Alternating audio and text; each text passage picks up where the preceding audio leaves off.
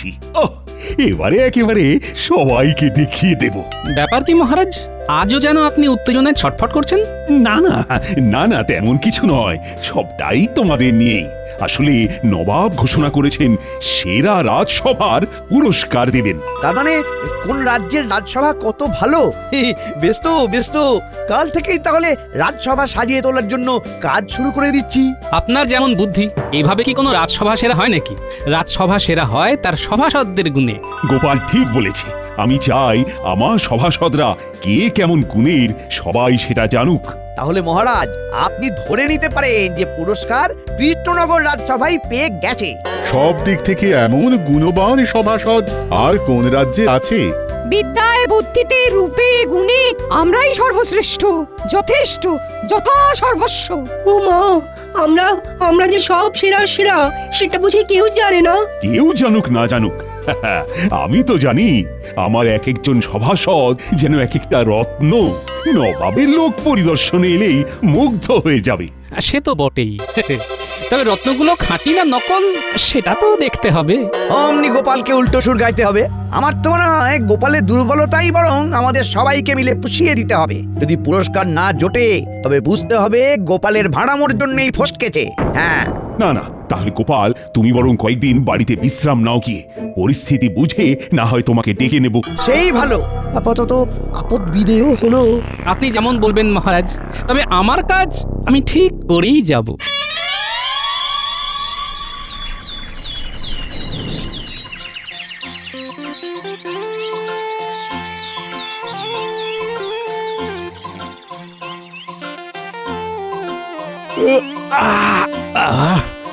আজ একেবারে জমিয়ে ঘুম হয়েছে, শরীরটা কেমন তরতাজা লাগছে।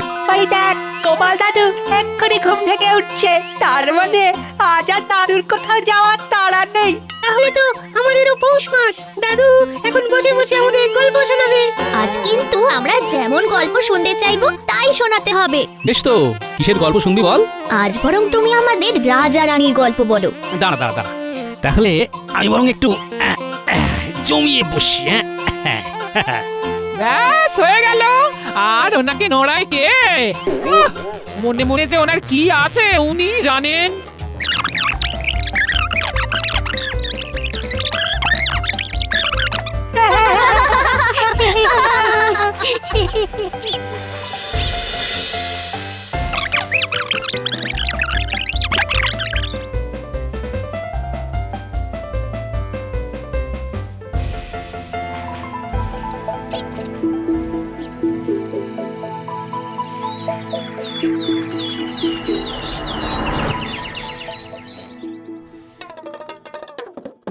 মনে পড়ে গেছে, মনে পড়ে গেছে, আমার সব কিছু মনে পড়ে গেছে। কিন্তু কি হলো বলো তো, সাত সকালে উঠে এত চেঁচাচ্ছ কেন? আমি চেঁচালে ক্ষতি নেই, কিন্তু তুমি চেঁচাতে পারবে না। না না না, এইসব আমি একদম বরদাস্ত করব না। আমার সঙ্গে ঠিক করে কথা বলো গিন্নি। ওহো, তোমার কি হয়েছে বলো তো? ঘুম থেকে উঠেই চিৎকার করে চলেছো, তারপর এমন কথা বলছো। রাজার সঙ্গে এইভাবে কথা বলে না, তাই ভেবে চিন্তে কথা বলবে। রাজা? এ কে রাজা? কোথাকার রাজা? আমার মনে পড়ে গেছে যে আমি আগের জন্মে রাজা ছিলাম, তাই একজন রাজার সাথে যেমন ব্যবহার করা উচিত তাই যেন করা হয়। কি গো, বলি তোমার মাথাটা কি একেবারে খারাপ হয়ে গেল? লোকে ছেঁড়া কাঁথায় শুয়ে লাখ টাকার গল্প করে শুনেছি, কিন্তু মাটির বাড়িতে থেকে রাজপ্রাসাদের গল্প তো এই প্রথমবার শুনছি গো। শোনো শোনো, আরো কত কি শুনবে এরপর। তাই এরকম আর কি কি মনে পড়ছে তোমার? না, অন্য কিছু তো এখন তেমনই মনে পড়ছে না, তবে আমার যে আগের জন্মে 4টে রানী ছিল সেটা বেশ মনে পড়ছে। বটে, এইটা ঠিক মনে পড়েছে না? দাঁড়াও, এবার ঝেঁটা মেরে তোমার আগের জন্মের ভূত মাথা থেকে নামাবো। হ্যাঁ, ওরে বাবা, এ তো ঝাঁটা নিয়ে আসছে। বেশ, এখন পালাচ্ছি। তবে এইভাবে তুমি আমাকে দমিয়ে রাখতে পারবে না, এই বলে যাচ্ছি।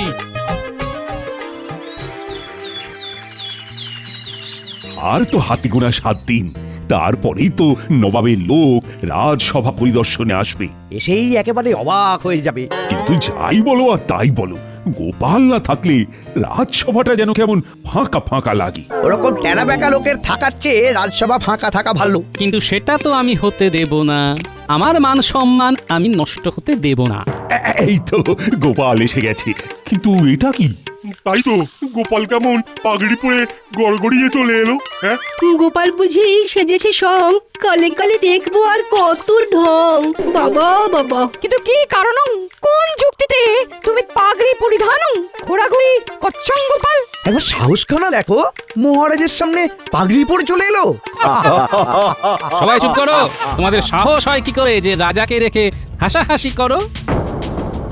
নিজেকে রাজা বলছে, গোপালের কি মস্তিষ্ক বিকৃতি ঘটেছে? মহারাজ, রাজসভা থেকে ছুটি করে দিতেই গোপালের ঘিলু নড়ে গেছে। সবাই কি করছে না করছে, কি বলছে না বলছে, সব কিন্তু আমি দেখে রাখছি। কেউ ছাড় পাবে না। সে না হয় পরে হবে, এখন তুমি যখন এসেই পড়েছো তখন চুপটি করে নিজের জায়গায় গিয়ে বসো দেখি। কোন আসনে বসার কথা বলছেন আপনি? যে সে আসনে বসা কি আমার শোভা পায়? আমি যে আগের জন্মে রাজাধিরাজ নরোধিপতি গোপালচন্দ্র ছিলাম, সেটা যখন একবার মনে পড়ে গেছে, তখন সাধারণ আসন গ্রহণ করা তো আমার পক্ষে সম্ভব নয়। এইসব আবার গোপাল কি বলছে? না না, বাস্তবে কি গোপালের মাথায় কোনো সমস্যা দেখা দিয়েছে মনে হচ্ছে। শোনো গোপাল, শোনো, অনেকক্ষণ ধরে তোমার পাগলামো সহ্য করেছি আমরা। আর নয়, বসলে তোমাকে ওইখানেই বসতে হবে, না হলে রাজসভা ছাড়তে হবে। হ্যাঁ, রাজসভা ত্যাগ করবো তাও ভালো, তবু নিজের মর্যাদার সাথে আপোষ করব না।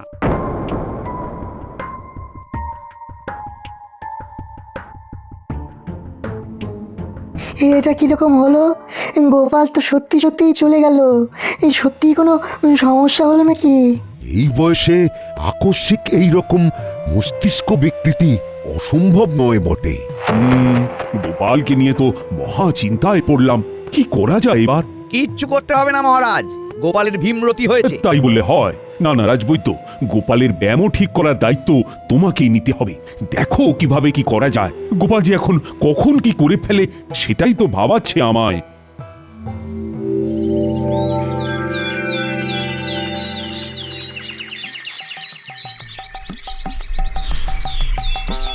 এই তো গোপাল দাদু, তোমাকে কেমন রাজা রাজা লাগছে।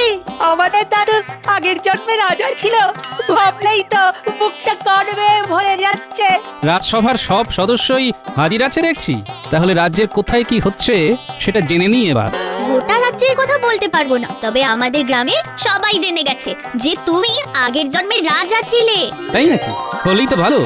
জানাজানি হলেই আমাকে নিয়ে টানাটানি হবে। এই লোকটাকে নিয়ে যে কি বিপদে পড়লাম আমি। সত্যি সত্যি রাজা ছিল কিনা কে জানে, তবে এখন তো দেখছি জাঁকিয়ে রাজা হয়ে বসেছে। হ্যাঁ, সত্যি মিথ্যে সব বোঝা যাবে। মহারাজ যখন আমাকে গোপালের চিকিৎসার ভার দিয়েছেন, তখন ফল তো পাওয়া যাবেই যাবে। এই তো বলতে না বলতেই টানাটানি শুরু হয়ে গেছে। ওই ওই দেখি গোপাল, দেখি চটপট এই পাঁচনটা খেয়ে নাও দেখি। সে তো খেতেই পারি, তবে তার আগে আমায় জানতে হবে এর মধ্যে আছেটা কি। আচ্ছা, ওই ঘৃত কুমারীর রসের সঙ্গে তুলসী, চিরতা, পাথরকুচি পাতা বেটে মিশিয়ে অল্প যষ্টি মধু আর দারচিনি গুঁড়ো দিয়ে পাচনটা বানানো হয়েছে তো? না মানে ওই সবগুলোই দিতে হতো বুঝি। আমার মাথার ব্যামো সারানোর জন্য যদি এসে থাকো, তবে আগে এইভাবে পাচন বানাও, তারপর আসবে। কেমন? ও মা, বলি রাজবৈদ্যকে এই যে বাড়ির রাস্তা দেখিয়ে দিচ্ছ। হ্যাঁ, এই রাজ্যে এইসব হচ্ছেটা কি? হ্যাঁ, এখনো কবিরাজি শাস্ত্র ঠিক মতো জানলো না আর চিকিৎসা করতে শুরু করে দিল। মহারাজকে বোকা পেয়ে বেশ চালিয়ে যাচ্ছে। হ্যাঁ, আমার রাজত্বে থাকলে এক্ষুনি রাজ্য থেকে সব কটাকে বের করে দিতাম। না না না না, গোপাল যাতে যাই হোক তাহলে কিন্তু ঠিক। জড়িবুটির নামগুলো মোটেই কিন্তু উল্টো পাল্টা বলেনি। তার মানে আমাকে চিকিৎসা শাস্ত্র নিয়ে আর একটু পড়াশোনা করতে হবে। ধরফর না করে ধরে ধরে পড়তে থাক। নর নর নরা, নর নর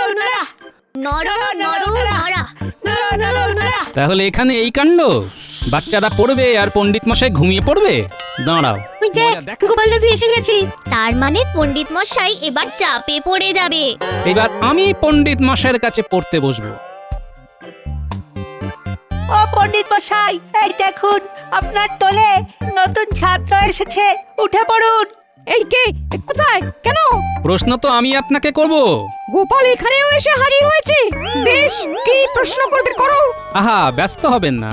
শুধু জবাব দেওয়ার আগে মনে রাখবেন, আমি যখন আগের জন্মে রাজা ছিলাম তখন শাস্ত্র চর্চা নেহাত কম করিনি।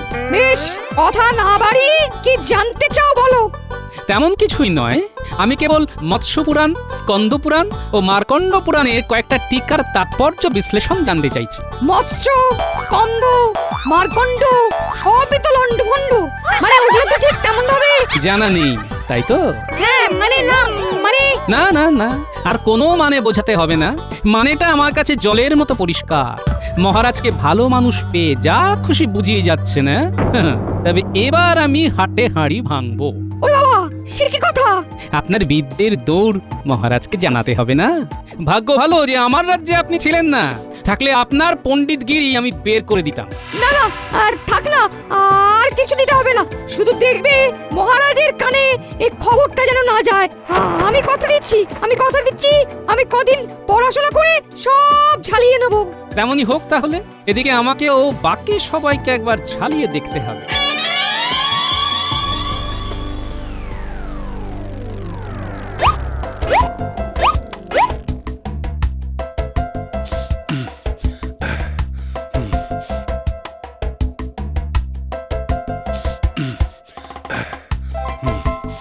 এইভাবে ঘাম ঝরিয়ে শরীরটাকে চনমনে রাখতে হবে। নিয়মিত কসরত করি বলেই আমার শরীরে এত তাকত। মুগুর নিয়ে তো গা গরম করতে শুরু করে দিলে, কিন্তু তাতে কাজের কাজ কিছু হচ্ছে কি? হচ্ছে বলেই তো করছি। এরপরে আবার লাঠি চালাবো। কিছুই হচ্ছে না। আগে তো ভালো করে মুগুর ধরাটা শিখতে হবে, তারপরে তো শরীর চর্চা। এই দেখো, এই ব্যাপারে আমাকে একদম জ্ঞান দিতে আসবে না। তা বলে চোখের সামনে ভুল করলে সেটাও তো মুখ বুজে সহ্য করা যায় না। আমার ঠিক ভুল অমনি তুই ধরে ফেললে। শোনো, আগের জন্মে আমি যখন রাজা গোপালচন্দ্র ছিলাম তখন আমি ছিলাম অস্ত্রবিদ্যায় পারদর্শী, তাই আমাকে ফাঁকি দেওয়া সহজ নয়। গত জন্মের কথা হলেও আস্তে আস্তে আমার সব মনে পড়ছে, আর এটাও বুঝতে পারছি যে তুমি কিভাবে মহারাজকে বোকা বানাও। বোকা বানাচ্ছি? কই না তো। এইভাবে লাঠি ঘুরিয়ে ডান দিকে 100 বাঁ দিকে 100 জনকে শুইয়ে দেওয়া আমার কাছে কোনো ব্যাপারই নয়। দেখি কেমন এলেম আছে।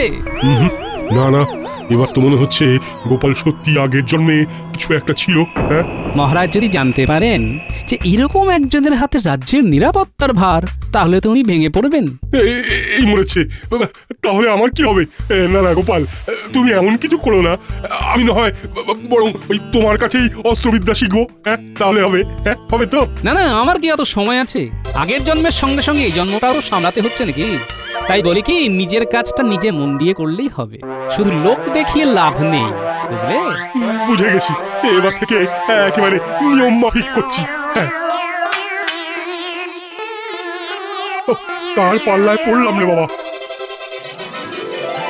জয় মহারাজ গোপালচন্দ্রের জয়। জয় রানীমার জয়। আরে আরে, গ্রামবাসীরা যে দেখছি একেবারে বাড়িতে এসে হাজির হয়েছে। এই তুমি শুনলে? ওরা আমাকে রানীমা বলে ডাকছে গো। কানটা যে কি আরাম পাচ্ছে, কি আর বলবো। আমার তো এবার বেশ রাজা রাজা মনে হচ্ছে গিন্নি। কিন্তু এখন তো আমি আর রাজা নয়। সে নয় তো কি হয়েছে? ওরা যখন বলছে তখন বলতে দাও না। এই হলো মজা। যেই দেখলে সবাই বেশ তোয়াজ করছে, অমনি একেবারে আহ্লাদে আটখানা হয়ে গেল।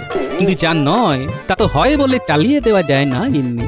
আমাদের কি সৌভাগ্য, আমাদের রাজা আবার ফিরে এসেছে। আমাদের সব অভাব অভিযোগ রাজা দূর করে দেবেন। কিন্তু মহারাজ থাকতে গোপাল দাদাকে রাজা হিসেবে পাবো কি করে? আমার না হয় গত জন্মের কথা মনে পড়ছে, কিন্তু তোমাদের তো নয়। না না, তবে এবার আমাকেও তোমাদের বিশেষ পাঠ দিতে হবে।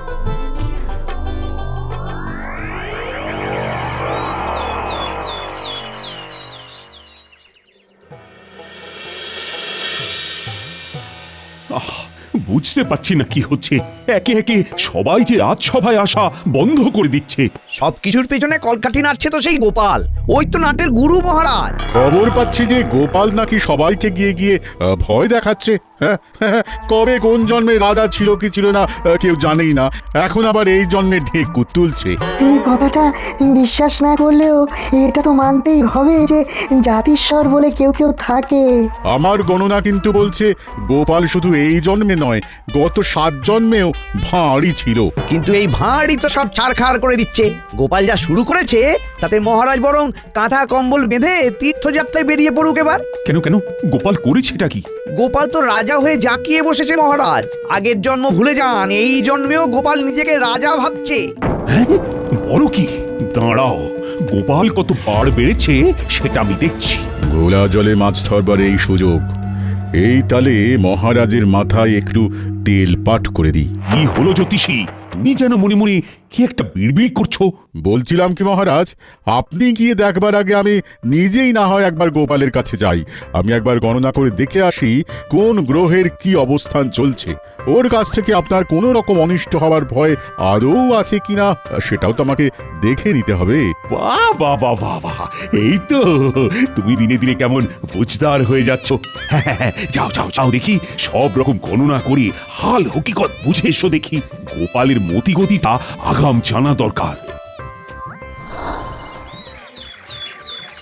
তাহলে যেমন বললাম সবাই সেই মতোই কাজ করো। আর কোনো চিন্তা নেই গোপাল দাদা, কি করতে হবে আমরা সব বুঝে গেছি। আমরা কোনো গন্ডগোল হতে দেব না। তুমি তো শুধু অন্যদেরই এটা ওটা করতে বলতে পারো গোপাল, তোমার নিজের তো কিছুই করার মুরদ নেই।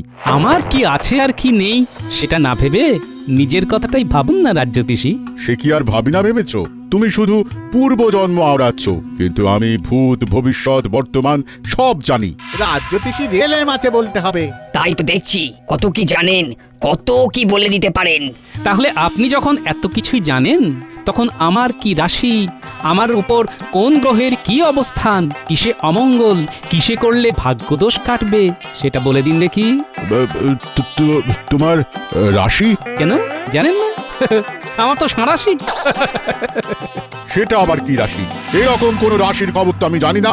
আপনি তো অনেক কিছু জানেন না, আপনি নিজের ভাগ্যটাই ঠিক করে জানেন না। তুমি বললেই হবে? সূর্য চন্দ্র বাকি সব নক্ষত্র আমার হাতের তালুতে এসে বসে আছে, আমার কোনো ক্ষতি হবে না, তাই না? এটা কি রকম হলো?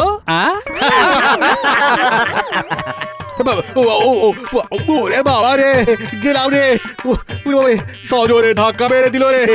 ওরে তাহলে দেখলেন তো, যে নাকি গ্রহ নক্ষত্রকে হাতের তালুতে সামলায় সে নিজেকেই সামলাতে পারে না। মহারাজ বলেই আপনার মতো জ্যোতিষীকে গ্রাহ্য করছেন। আমার রাজসভায় তো আপনার কোনো স্থানই হতো না। গোপাল তো আচ্ছা গেলা কলে ফেললো দেখছি। গাঁড়া কলের এখন আর হয়েছে কি? ভাবুন, একবার যদি সব কথা মহারাজকে গিয়ে বলি, তাহলে মহারাজও আপনাকে বলবেন আগে ভালো করে জ্যোতিষশাস্ত্র শিখে আসতে, তারপর ভবিষ্যৎ বিচার করতে। গোপাল আমার গাফিলতি ধরে ফেলেছে, এবার এখান থেকে সরে পড়তে হবে। এবার সত্যি সত্যি মনে হচ্ছে ভালো করে পড়াশোনা করে তবে রাজসভায় যেতে হবে।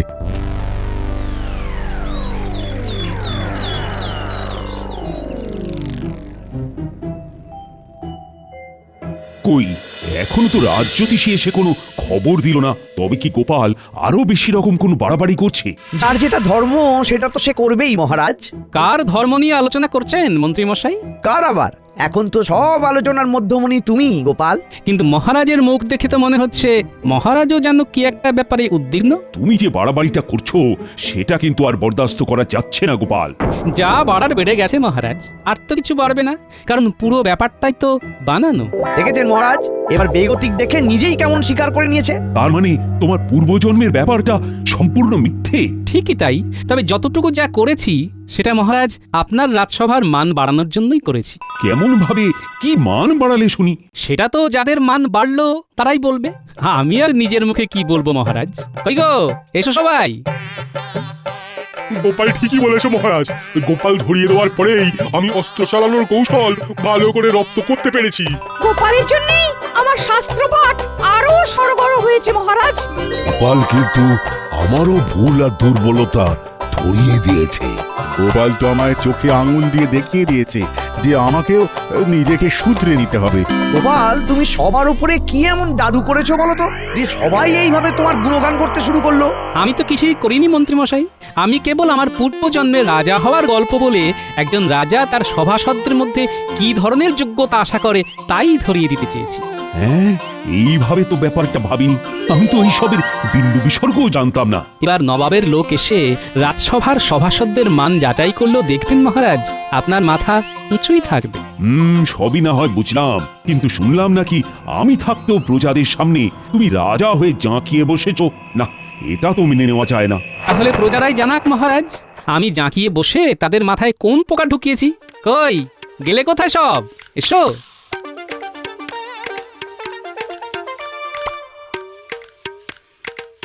প্রণাম মহারাজ। আমাদের রাজা মহারাজ কৃষ্ণচন্দ্রই, গোপাল দাদা আমাদের সেই পাঠই পড়িয়েছে। আমরা গোপাল দাদাকে রাজা ভেবে যে ভেট দিতে এসেছিলাম, গোপাল দাদা সেই সব মহারাজকে এনে দিতে বলেছে। গোপাল দাদা আমাদের শিক্ষা দিয়েছে যে অতীত নয়, বর্তমানটাই আসল, আর বর্তমান মহারাজার হাতে। বাহ বাহ, চমৎকার! কি উন্নত বিচার! না না গোপাল, তুমি সত্যিই দেখিয়ে দিয়েছো যে আমার সভার রত্নরা খাঁটি না ভেজাল। তবে সবার বিচার হলেও মন্ত্রীকে তো যাচাই করা হলো না। সেটা নিয়ে ভাবতে হবে না। আগের জন্মে যখন আমি রাজা ছিলাম তখন আমার যে মন্ত্রী ছিল সে খুব কাজের ছিল, তাই তাকেই না হয় খুঁজে এনে মন্ত্রী মশাইয়ের জায়গায় বসিয়ে দেওয়া হবে। বাঁচা গেছে,